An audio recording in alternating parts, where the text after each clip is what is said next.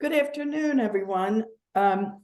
We are re-recording this particular webinar, which is entitled Immigration Protections for Children. We have today as a speaker, Alejandra Morisi, who is the principal managing director, for the Baltimore Division of Kids in Needs of Defense, KIND. Alejandra joined KIND in 2017, and prior to her current role, she served as the acting deputy director of KIND's emergency response team, supporting emergency sites near the southern border. She has been providing direct legal representation services to unaccompanied children and their families in the Maryland area since 2014, and has been actively involved in advocacy and education regarding this community and their immigration relief. Alejandra has been a panelist and a guest speaker at the Judicial College of Maryland, our local radio station, WYPR, and the University of Maryland, Baltimore County, among others. Prior to joining KIND, she was also a solo practitioner and a staff attorney with the Catholic Charities of Baltimore. She is a graduate of the University of Baltimore School of Law and holds an undergraduate degree in exercise science from Florida State University. Alejandra is a native Spanish speaker and a first-generation immigrant from Chile. We are so happy to have her today to talk to us about how we can represent young children who apply for Special Immigration Juvenile Status with the USCIS, and the steps that custodians and guardians must complete and not miss at the state court level to be able to help youth obtain this important immigration relief. So for now, I'm going to turn the program over to Alejandra, and we will save time at the end of the program if anyone has any questions. Thank you. Thank you, Nancy. I'm going to go ahead and share my screen. And hopefully you can see the presentation.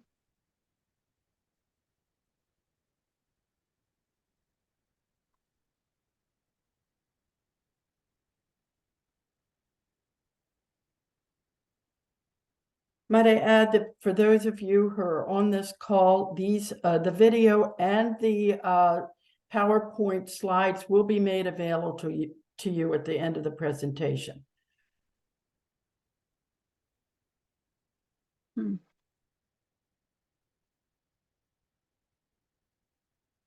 Okay, there we go. Okay.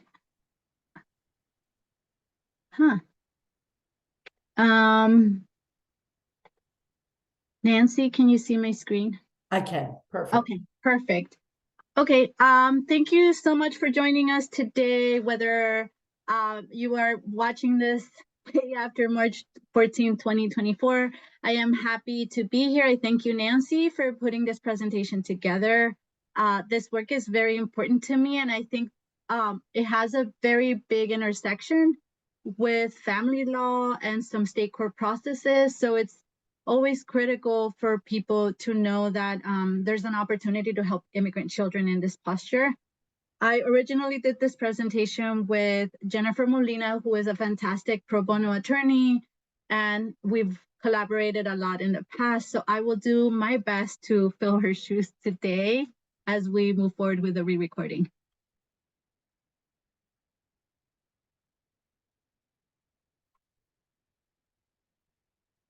So we have an agenda for today, and that was to do introductions. I believe Nancy has already read my bio, which is always interesting when other people read your bio, but thank you. I have been with KIND since 2017 in various different roles. Right now I'm the managing director, and I do have a degree in exercise science and went to Florida State University. So if you're out there and you're an alumni, I salute you. So we will discuss reasons why children come to the United States and provide an overview of the immigration system and removal proceedings. And we will talk about Special Immigrant Juvenile Status and the juvenile court, because that is a form of relief that intersects a lot with family law and state court. And then at the end, during the presentation, we provided some time for a Q&A. So I work for Kids in Need of Defense, KIND. We provide pro bono attorneys to represent unaccompanied children in removal proceedings. We locally have an office that has attorneys, and we provide direct representation for the children, but there is no way that we could provide representation for everybody. And one of the ways that we, in a sense, have a ripple effect and can provide and can create an exponential effect in the impact is by mentoring pro bono attorneys. And this is how we've collaborated a lot with MVLS in the past, but we usually do have partnerships with law firms and corporations, and they are all entities that agree to represent children at no cost. KIND trains and mentors our volunteer attorneys. We have a mentoring model, so it's not a co-counsel model, but we provide all sorts of resources to our pro bono attorneys. We also provide malpractice insurance, like it's listed there, but no prior immigration experience is necessary, particularly also if you are supporting with the state court part. So if you have pro bono attorneys who have been doing family law for a long time, these are the perfect range of attorneys who can help us out with this form of relief, because you already have like a wealth of knowledge in an area that can support the following steps. Attorneys for immigrant children in these situations have a really great impact. The children that we see at KIND are all in removal proceedings. So that means that they have cases in immigration court, and if we don't do anything about the case and the case becomes active, that they will receive removal orders. The last bullet point in this slide talks about how judges are almost 100 times more likely to grant legal relief to unaccompanied children with attorneys than those without. And what I want to say about this bullet point is that most of the children that we see have a form of relief. They have a pathway to citizenship. The factor that makes a critical difference in whether they achieve that or not is whether they have representation. Immigration and its processes are very complex. There's a lot of moving pieces. There's a lot of things happening. And I think it will be hard for an adult navigating that process, so let alone a child. But then also you add on top of that a different language, different levels of education and things like that. So the attorneys really do make a critical difference in the kids' lives. And so for the most part, when the children are represented, they tend to have a lot of success with their cases. And that's where that statistic comes from.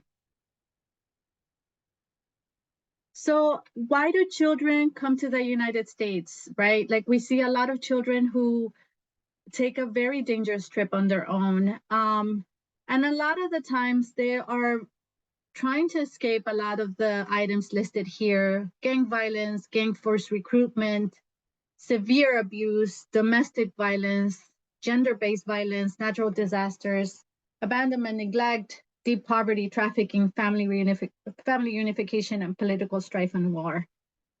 A lot of the times, multiple factors are at play, but I always like to mention that these are things that we may see in other cities. We may see these kids who are experiencing these situations locally, but the difference is that they are in governments that are unwilling or unable to really protect them, right? There's no laws against gender-based violence, or the laws are ineffective. So there's no systems in place to protect them and to support them, even if they were to seek help. They're escaping something, but they're also seeking something. A lot of the times the children are coming here because they have a parent here or caretaker. So they are trying to reunify with a caretaker, looking for their mom. Something happened. Let's say the mother or father left them in the care of a family member, and now something horrible has happened and they've gone looking for them. They're definitely sometimes seeking economic opportunities, like maybe they were left homeless or they don't have any basic necessities. And so they're looking for that, also looking for education. And one of the things that we see the most is that they're looking for safety and security. This picture here is a picture of immigrants on top of a train called La Bestia, and which stands for the beast. This is a train that runs through Mexico, and it is a cargo train. It's not meant to transport people, but people use it as a form of transportation, and it just illustrates how dangerous it is. There's multiple layers of dangers. We see that the train doesn't stop, so you have to get up on top of it. You have to get on it as it's moving. You also get off it as it's moving. So you see a lot of injuries because of people riding on the train. The riding on the train is also dangerous. Both cartels and some like very, very dangerous gangs claim certain aspects of the train as territory. So if you get on it, you might be in danger or you might be extorted because you're on there. On the bottom right of your screen, you will see the countries that we call the Northern Triangle. Most of the immigrants that we see here and children, unaccompanied children that we see in Maryland are coming from the Northern Triangle. This is Guatemala, El Salvador, and Honduras. This makes sense, right? Because if you're thinking of access through land, these are the countries that could physically access and get up to the southern border, but that is the majority of the clients that we see. We have this slide here talks about what happens at the border. And so children are generally apprehended by the Customs and Border Patrol. Once they determine that the child is under 18 and not in the company of somebody who has legal custody over them, then they will place them in the custody of the Department of Health and Human Services. They cannot keep children for over 72 hours in the same detention facilities as adults, so they do get transferred to these shelters that are all over the US. So the Health and Human Services, ORR custody, that ORR stands for Office of Refuge Resettlement. They're all over the United States, and these shelters have case managers, and they're the ones who are trying to reunify the children with anyone in their either family or anybody who'd be willing to take them in. They do a background process. They have to go through a lot of evidence and proving things, so like proving the parentage if it's a parent. So there's a lot of different entities that are involved. Sometimes the consulate of the country is involved, but they usually do try to release the child to a sponsor through that system. So then the children, when they're first apprehended by CBP, the legal process, what's happening, and this is the bottom half of the slide, it shows that ICE creates and files a notice to appear with immigration court. So there's a lot of misconceptions as to what happens with the children, but the children are issued essentially a charging document as soon as they come in. And this document is called the notice to appear, and it is notifying them that, hey, these are the allegations that the country has against you, and this is the charge that we have against you, and you will have to come to court. So when we talk about children being in removal proceedings, that's what we mean. The kids are in removal proceedings because of the way that they enter the United States. And so once the shelters reunify the child with an adult who is going to be their sponsor, ICE, which is Immigration, Customs, and Enforcement, they will file the notice with an immigration court, and that starts the removal proceedings against the child. And they will do that in an immigration court that covers the area where the child was reunified. So in Maryland, we have 2 immigration courts. One is in Baltimore and one is in Hyattsville.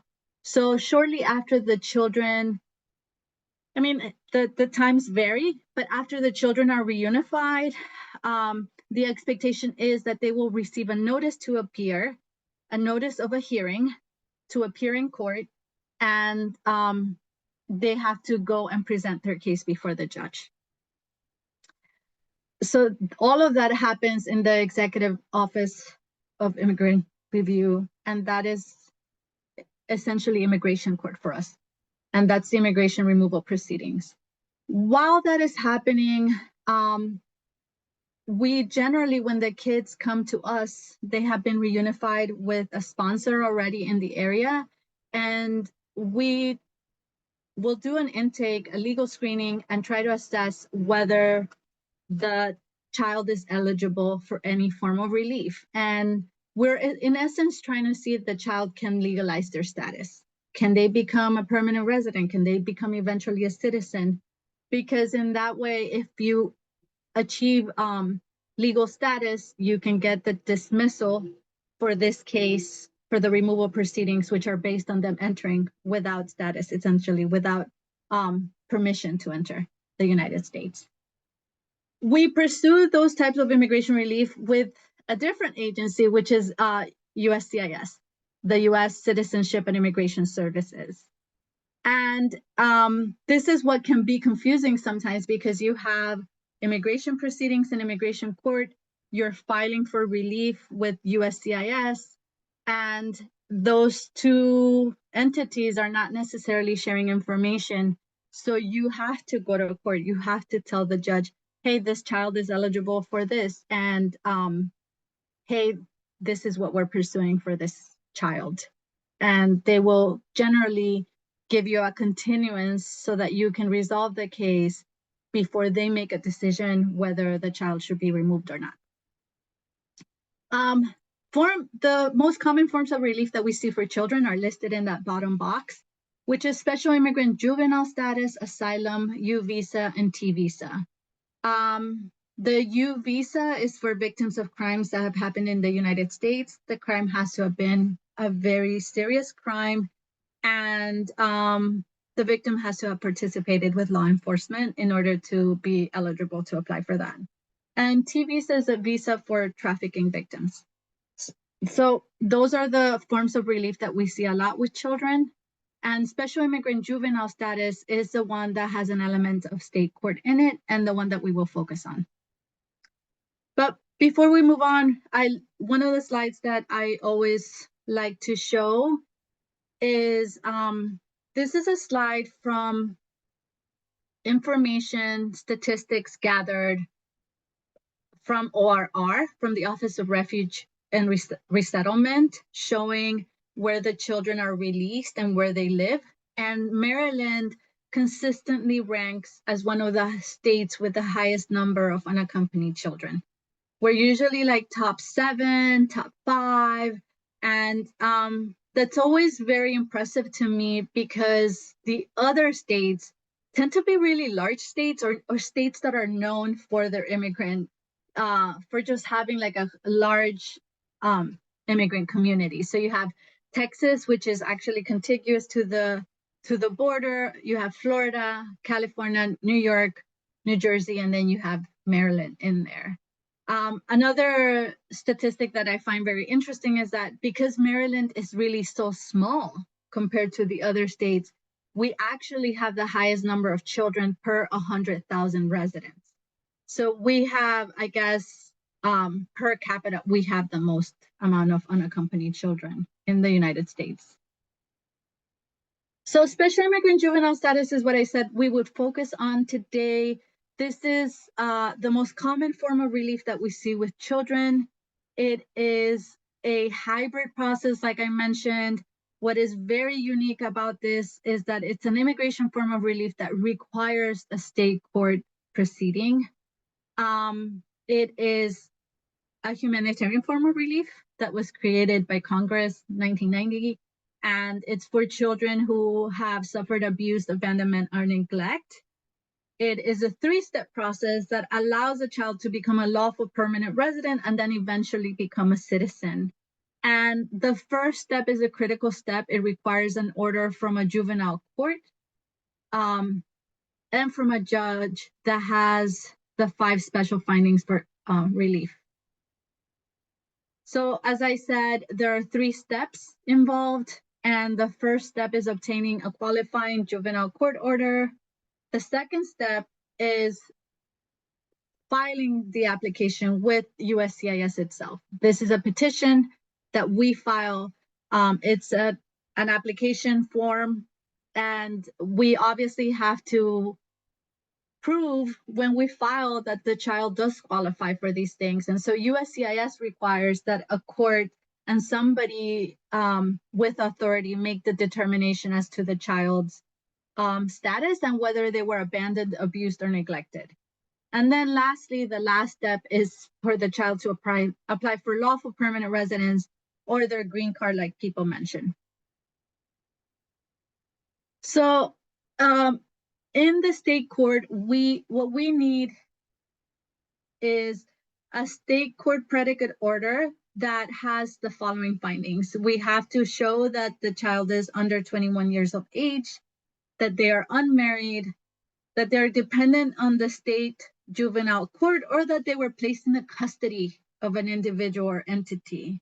So this is where that part comes in, because it means that if we start a custody proceeding, then that is also what one of the requirements for eligibility for SIDGE. So, and the predicate order also needs to show that reunification with one or both parents is not viable due to abandonment, abuse, or neglect, or a similar basis. And also we need to show that it is not in the child's best interest to return to their home country. So as I mentioned, USCIS requires for somebody with authority to make that determination, and oftentimes that person is a family court judge. So the court, a juvenile court is, and this is as defined as by immigration, is a court located in the United States that has the jurisdiction under state law and can make judicial determinations about the dependency and or custody and care of juveniles. So because of that, also, if you have a juvenile who is an immigrant child and he's in removal proceedings or anything, and they find themselves in delinquency proceedings, we can also seek and file a motion for the predicate order in those proceedings, because the court is also there making a determination as to the care and custody of the juvenile. The qualifying court order must be issued while the court is exercising jurisdiction over the child. The judicial determinations must be in accordance with state law.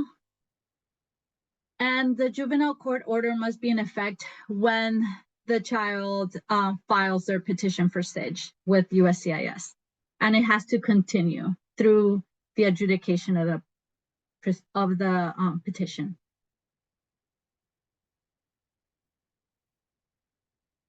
So one of the findings that we need to have in the predicate order is that the child is dependent on the juvenile court or was placed in the custody of the state. So as I mentioned before, the children can be in a full range of placement options and still be able to pursue the predicate order. So this is interesting because one of the other determinations or conclusions that we'd like in the predicate order is that reunification is not viable with one or both parents. And viability does not mean impossibility, right? So, and we have a lot of good local Maryland case law that explains that. But essentially, the SIDGE statute requires a state juvenile court to find that reunification with one or both parents is not possible, not viable, excuse me. they're required to make it under state law, so they need to be using our definitions and things like that in order to inform their decision. The court must find that the child cannot reunify with one or both parents due to abuse, abandonment, neglect, or a similar basis. Only one ground is necessary. We don't need to be proving all the grounds. The court should definitely not be considering immigration policy. They're not making a decision as to the immigration status or anything like that. Also, because the judge makes this determination doesn't mean that the child is going to get immigration relief. They're not making any immigration related decision or stance by granting this predicate order. It should really solely be done used in accordance to state law. The court should also not consider whether the parent's conduct was legal or accepted in home country. So because we're using state law, we must use the definitions, for example, for abandonment, abuse, and neglect that we have in Maryland. So there are some things that may be culturally acceptable in other countries. For example, what we regularly see is children working at an early age. But in here, in Maryland, that is considered neglect. That is not, children are supposed to be going to school. Children are not supposed to work up to a specific age. So, and that's what we mean, because we've had situations in the past where a judge might say like, but that's okay in that country or something. And it's like, we're asking you to make a determination using the state law that you have and using those definitions. And then you must evaluate the totality of circumstances in order to establish whether viability or reunification is practical.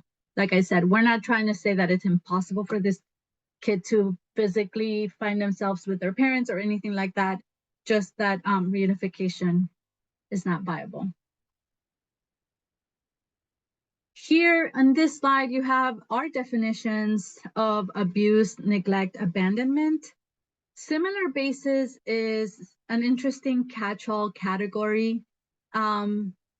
So states vary, but for example, we know that some states have death as abandonment, either as part of their rules or like as like case law. We don't have such a thing in Maryland, but that would be where that catch-all similar basis would go if you felt that a parent's death was equal to abandonment, abuse, neglect, or anything like that.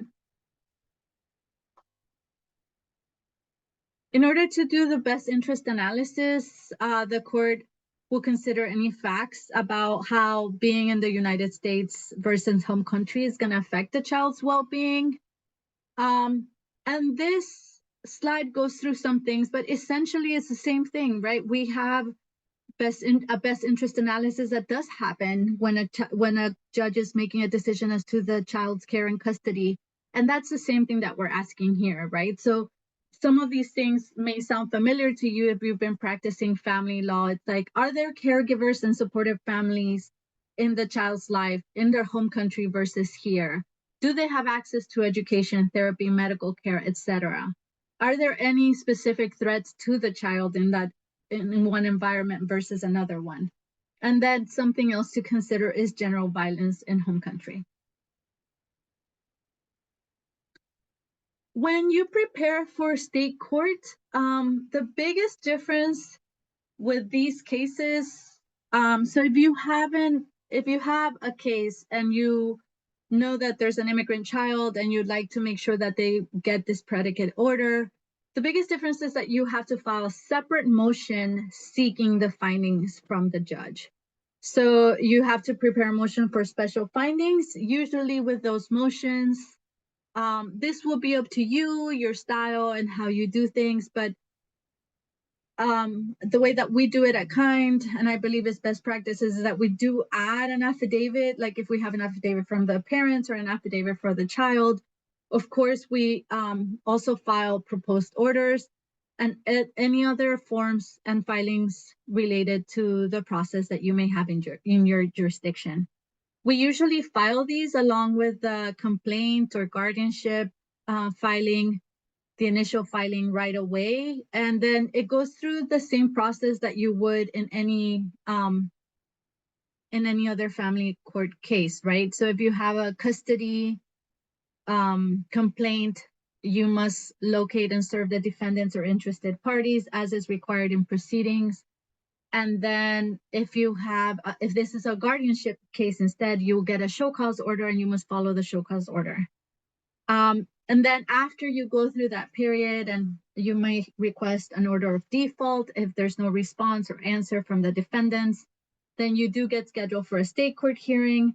And in most state court hearings and in most jurisdictions, the judges do like to get testimony from the adult and the child, unless the child is very, very young. And then the judge will make two decisions. They will make a decision on the custody complaint or guardianship petition, and then also give you an order for the motions for the special findings. So essentially, you'll be getting two orders from that process. After that is when the child using that predicate order from state court will petition for special immigrant juvenile status. Like I said, that is the bulk of their evidence for the application that shows that they're eligible. It shows that, like we said, it's the 5 findings, right? Under 21 years of age, unmarried, suffered abandonment, abuse, and neglect by one or both parents. It's in their best interest to be here, etc. And then we usually also add the birth certificate to also show their age, and then we file that with USCIS. Right now, the process of adjudication takes between 6 to 8 months. And this is an application that has a high approval rate, but USCIS may request additional information. They may say, we'd like proof. Sometimes they say they may request like proof that a judge followed state law, which feels kind of crazy. But you may get additional requests following the filing of the I-360, which is the name of the form with USCIS. So this doesn't, once we have approval, the special immigrant juvenile status is a misnomer. It's does not grant a person status in the United States, a legal status. But the way that I always describe it to people is that it is like a bridge. It allows them to apply for legal permanent residence or their green card.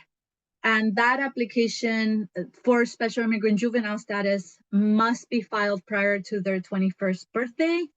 And one of the most recent developments in this area of law is that, I guess we're going on now 2 years, but 2 years ago, after much advocacy, they decided to give these children what's called deferred action. So if the I-360 application is approved, they get deferred action, which is protection against being removed from the United States, and they get employment authorization so that they can get a work permit while they wait to apply for their green card.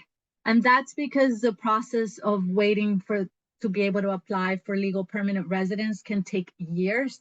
And for a long time, these kids were left in limbo, right? They got special immigrant juvenile status, but that status didn't grant them anything but the opportunity to apply for legal permanent residence once there's a visa available. And like I said, oftentimes the children were without legal status, without permanent legal status for years, without legal authorization to work or any protections, even though they had special immigrant juvenile status. So that was like a really, really great recent development. And I think that's it. So what I want to say, and I've mentioned this several times, is that this process takes a long time. And so that's why, for me, it is critical to speak to people who are already doing work in family court.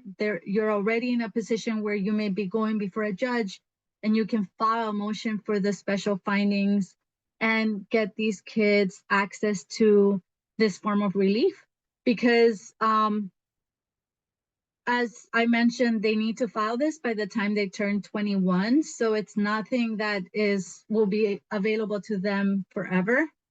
And after they get special immigrant juvenile status, they join like a wait list essentially for a visa to become available. And that takes years. So the sooner you can get them on this line, the sooner that they'll have access to legal permanent residence and be able to stay here legally and work legally.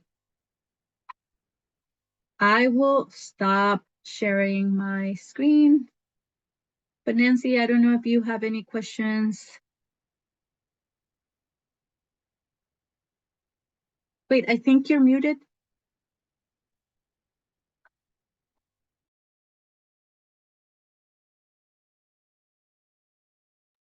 I have a question that may have been discussed, I believe, at the last when we did the last recording, and that is how specific does the motion for special findings have to be? What are the courts looking for?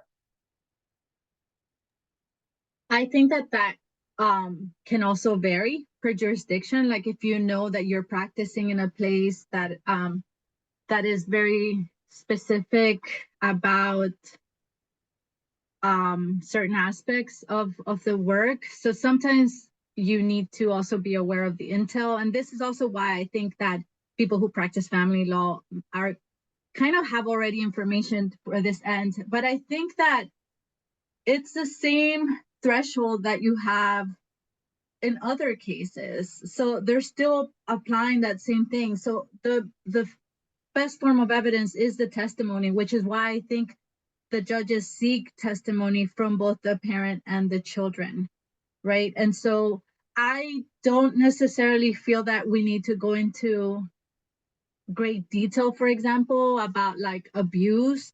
But if you stated and the child is willing to testify, then that should be enough.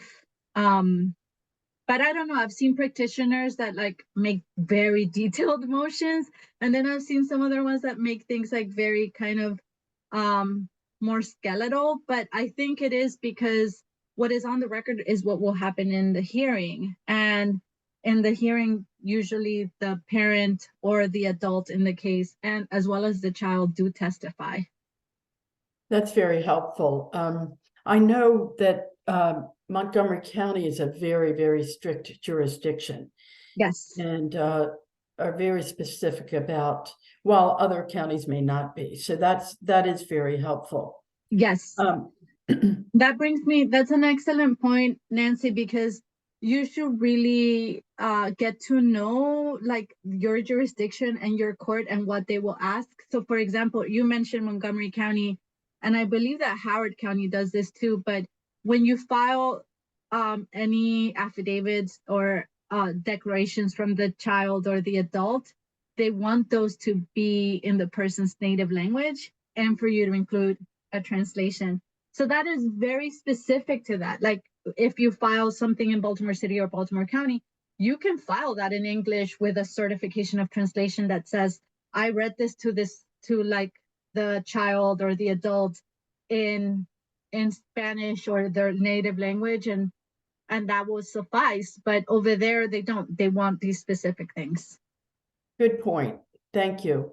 I did want to mention to the attendees that maybe a little bit about how we get the cases. Cases are referred to MVLS through other organizations such as KIND, or Catholic Charities is one of our primary collaborators with these kinds of cases. And when they have a situation whereby a predicate order is necessary, which it will be, oftentimes we're referred the case. And when we receive that case, we seek out attorneys on our panel, specifically Judicare attorneys. Not pro bono attorneys, but Judicare attorneys. So those attorneys would have to be a part of the Judicare panel. And the Judicare panel is actually a panel that the attorneys have at least 3 years of contested custody and divorce experience, or 2 years of working with an identified Judicare attorney mentor before they can take one of these cases. Now, one of the things that I am so grateful for is that Kind and Alejandra mentioned this earlier in the program, is that they provide training services to attorneys who may not really want, they may want to do a case like this, but maybe aren't sure or not quite comfortable yet with doing those cases. I'm going to let Alejandra talk about that in a moment, as to what they do provide. But it's an opportunity. It's a necessity for these children, and it's an opportunity for our attorneys who are interested to join the Judicare panel and to become a part of this terrific, part of the law that these children are such a need for. So I would also mention that when you become a member of the Judicare panel, whether you take a special immigration case or whether you take a regular custody case, you are compensated for this. We provide your malpractice insurance, and we also compensate you financially for the time that you spend with the client, up to the amount of $4,200. So it is an opportunity for you, and I will let Alejandra take a moment and tell you sort of what that training program looks like, in case anyone here is interested in becoming more involved with these types of cases. Yeah, thank you, Nancy. So at Kind, we do have a wealth of resources. As I mentioned, we act as mentors on the case. And so the level of support that we provide usually depends on the attorney. Sometimes we can meet regularly with the attorney if that's what they wish. And sometimes you have attorneys like Jennifer, who did this presentation with me initially, who has a lot of experience, and we're just kind of on standby. But we have samples and templates of complaints, motions, orders, anything that is involved in a filing in state court. We have that. We also have that with if somebody chooses to represent also the child in immigration proceedings, we have the same thing there, like a sample of the templates of, a sample of the application. We have step-by-step guidance, best practices, we have flyers. We also do trainings. We do an introductory training every month to onboard pro bono attorneys. So if you become a pro bono attorney with us, you must pass a background check. That's because we work with children, and do this introductory training. We also have advanced training. So if, for example, you're representing a child and now you're getting to the point where you the child is eligible for work authorization and you'd like to help them apply for that. So, or, you've seen other issues or special issues in your cases. One of the advanced legal trainings that we have are like special considerations in state court cases. For example, if you don't know where the parent is, or if somebody else is listed on the birth certificate, there's all these things on how to tackle the issues as they come.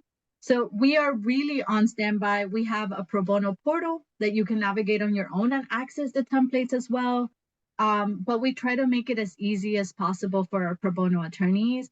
We also have a new program where we have a language line that can be available for an attorney if they need support with Spanish. Right now, the language line only includes Spanish, but most of the clients that we see are Spanish speakers, but we are hoping to expand that in the future.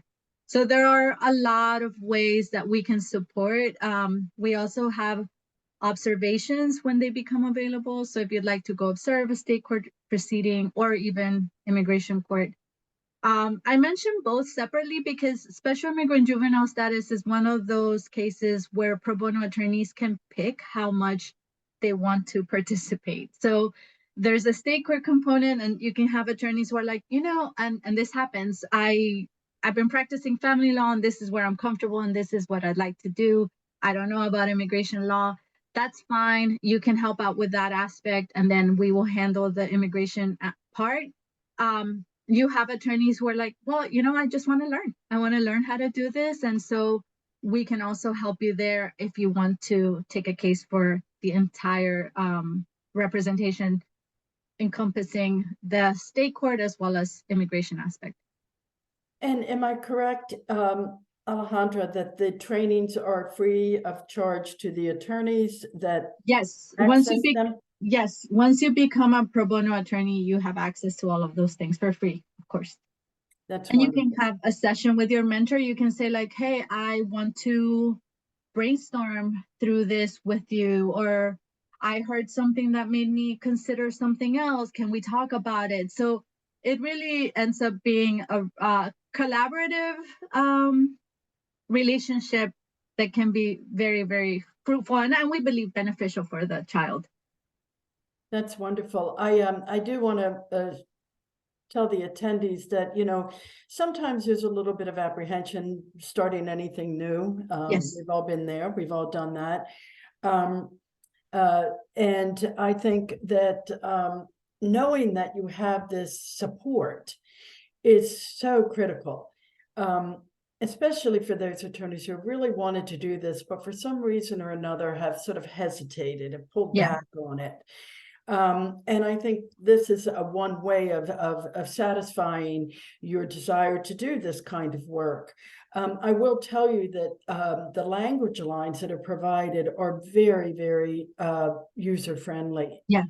In my opinion, I have used them on many, many occasions and have found them to work beautifully with any language that you may be having to deal with.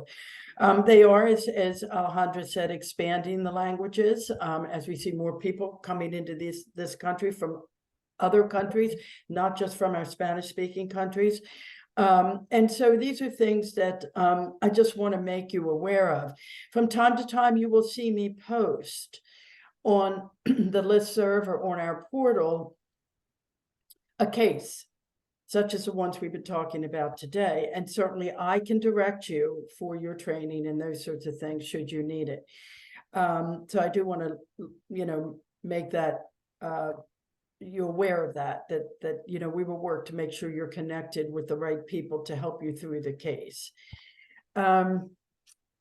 If there are no other questions, I think we will close the program at this time. Again, Alejandra, thank you so much for agreeing to re-record this program due to the technical difficulties we had at the last session. And I hope that all of you will consider taking one of these cases or two or three and learn. And I think you will find, not only that it is,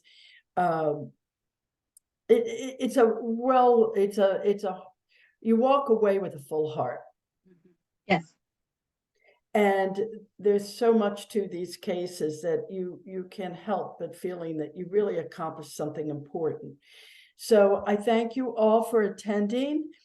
Alejandra, again, we appreciate this wonderful presentation, and we hope you will sign up for other programs that we will be presenting in the near future. And I thank you again.